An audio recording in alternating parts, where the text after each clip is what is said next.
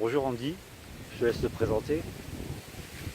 Bonjour, je m'appelle Andy Martel, j'ai 28 ans. J'ai vécu dans le Pas-de-Calais, dans la Haute-France. Et j'ai commencé ma vie en conflit familial avec un père qui faisait de la guitare et une mère qui travaillait. Donc de là, à mes 5 ans, ils ont divorcé. Et puis de ce fait, j'ai vécu chez ma mère. Et j'allais chez mon père une fois tous les 15 jours. Donc j'ai commencé un peu d'études. Arrivé à mes 16 ans, je me suis lancé dans le bâtiment. Tout particulièrement couvreur. Et j'ai commencé à travailler. J'ai j'ai un contrat d'apprentissage. Et de là, arrivé à mes 18 ans, j'ai été embauché par l'entreprise.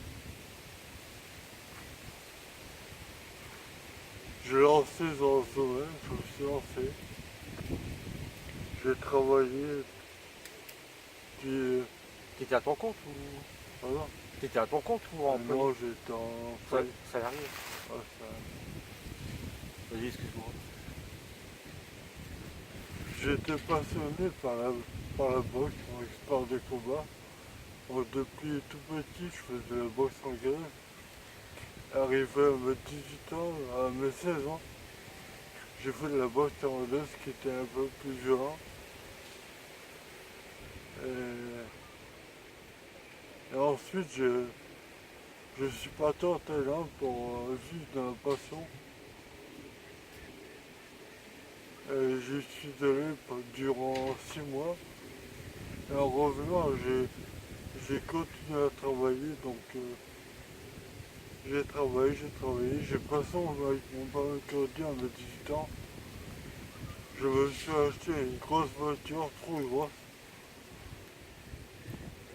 qui m'a amené à plusieurs problèmes judiciaires, qui m'a d'ailleurs fiché à Arras-Amande. Puis j'ai continué à me lancer à faire des conflits judiciaires, des rendez-vous au tribunal, garde à vue, tout. Et de là, arrivé à mes 23 ans, j'étais dans un café avec un ami, c'est lui qu'on disait.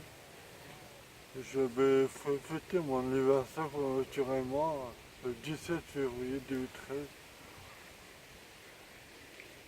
Et de là, on a bu un peu, on est reparti, il a pris le volant.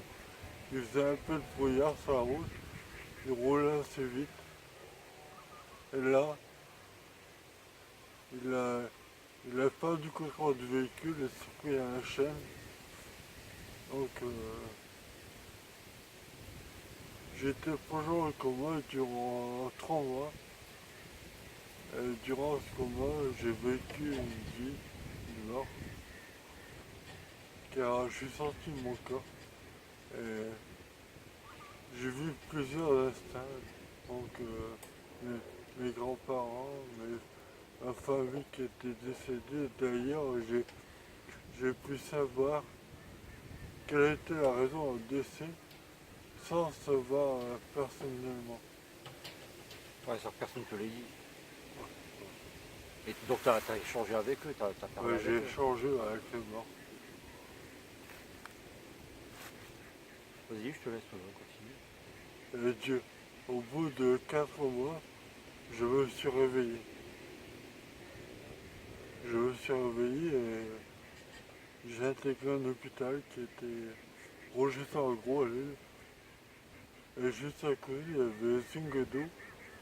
À Zinguedo, j'y suis allé étant mort. D'ailleurs, à mon arrivée à cet hôpital, j'ai pu savoir le nom de tous les soignants. De tous les soignants. Et là, voilà, T'étais déclaré Ouais. cliniquement mort en fait. Ouais. Ah, bon. Dans le coma, t'étais dans le J'ai coma. pas en coma, mais j'étais déclaré complètement mort. D'ailleurs, elle avait dit mes parents Qu'il n'y avait plus qu'il d'activité n'y neuronale. avait plus j'aurais pas pu survivre.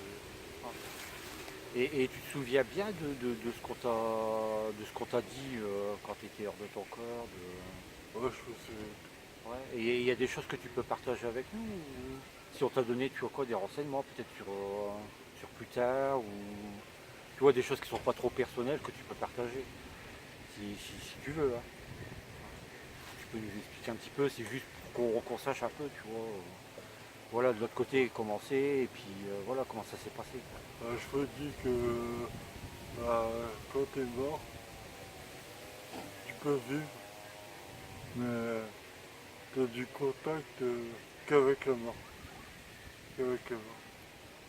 Parce que les vivants, tu les vois, mais tu peux pas les approcher.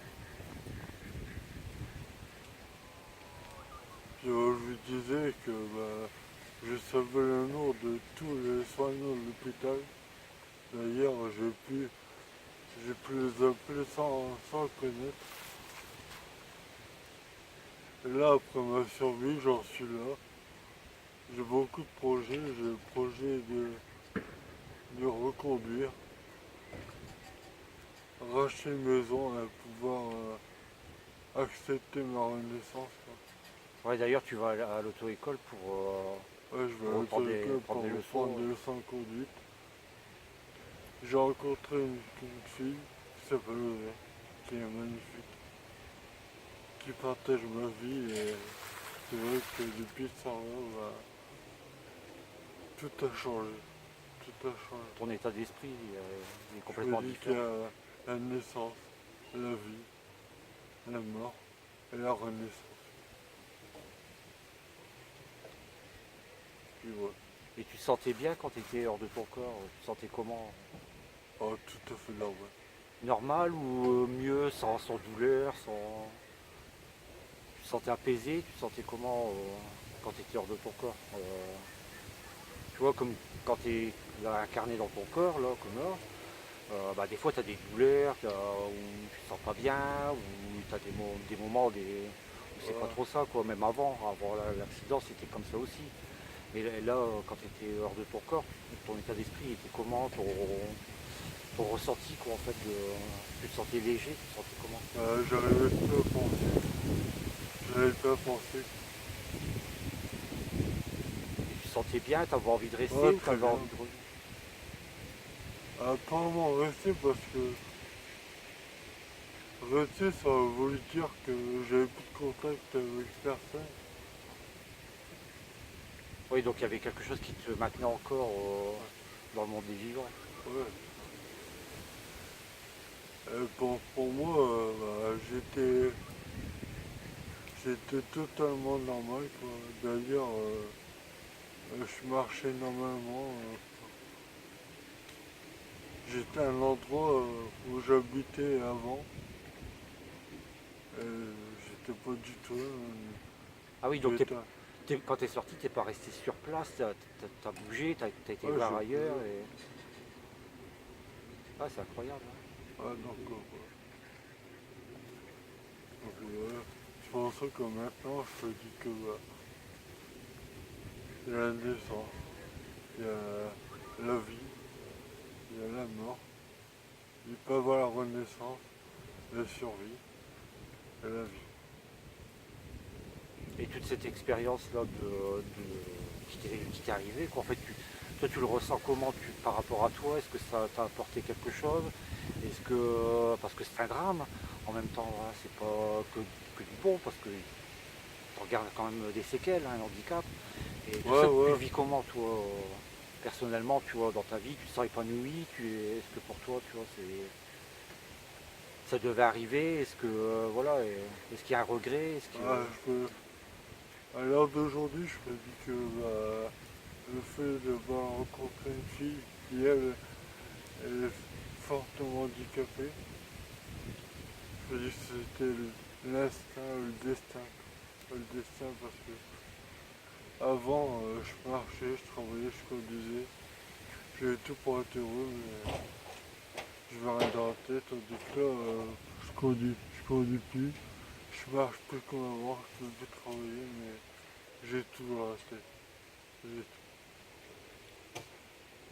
Et bien que tu as vachement évolué, même au niveau santé. Moi, je vois que bon, là, tu marches un peu, alors que quand tu es venu au départ aux ateliers, tu venais en fauteuil.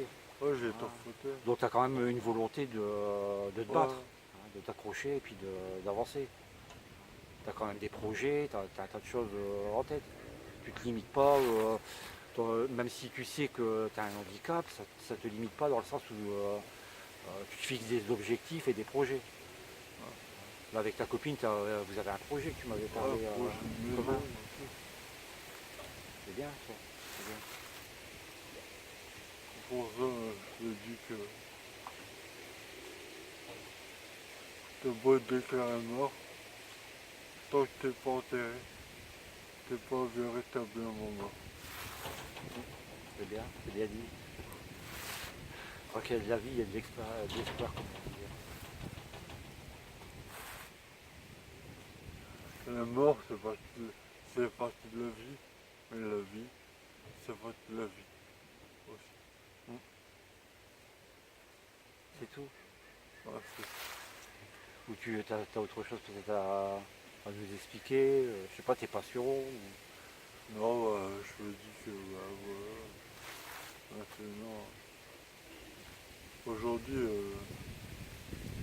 avant, quand je me regardais, j'avais tendance à m'inquiéter.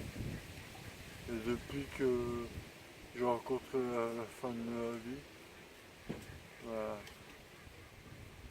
quand je me regarde, je fais vraiment question et je me compare à elle et ça me rassure. Parce qu'elle est pire que moi. Eh bien, franchement, ouais, c'est émouvant. C'est un cadeau que tu nous fais là. Ouais. Bon, bah, c'est comme tu le sens. Si tu as autre chose à dire, bah, on continue, sinon on arrête. Non, bah voilà. Hein. Merci de m'avoir écouté, puis merci de m'avoir laissé partager ce moment. Ah bah, c'est du bonheur. C'est du bonheur pour nous. Bah, merci en tout cas. Si tu le souhaites, on refera une vidéo si vraiment tu as besoin de te parler. Hein, le jour où tu veux faire même une vidéo avec ta copine, que bah, moi il n'y a pas de souci. Il n'y a pas de souci. Ouais, bah un coup, hein, si tu veux. Ah bah, en tout cas, on dit au revoir à toutes les personnes qui verront la vidéo. Et puis je te dis encore un grand merci, Andy. Ouais, de rien.